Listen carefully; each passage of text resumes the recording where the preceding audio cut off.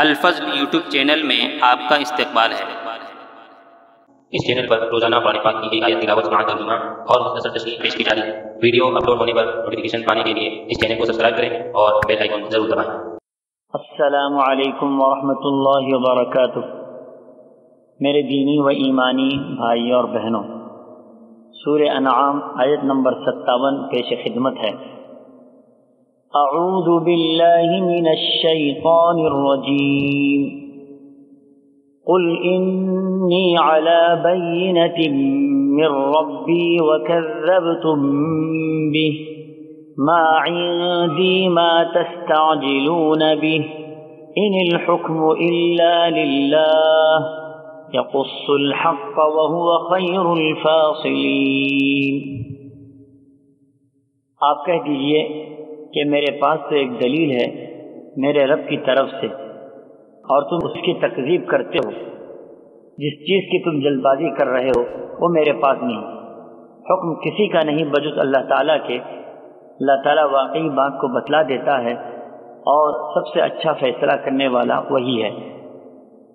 حضرات، مشرکین کے اعتراضات اور مطالبات کا جواب دیتے ہوئے اللہ تعالیٰ نبی کریم صلی اللہ تعالیٰ علیہ وسلم کی زبانی اعلان کروا رہے ہیں کہ اے نبی، آپ لوگوں میں اعلان کر دیجئے کہ میرے پاس الہی دلیل ہے، یعنی قرآن پاک موجود ہے جو زندہ جاوید کتاب ہے اور کھلا ہوا معجزہ ہے۔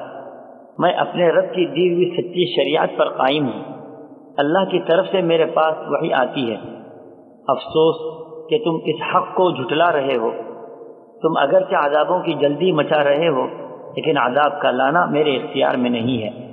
یہ سب کچھ اللہ کے حکم کے ماتحت ہے۔ اس کی مصلحت وہی ہے، اگر چاہے دیر سے لائے، اگر چاہے تو جلدی لائے۔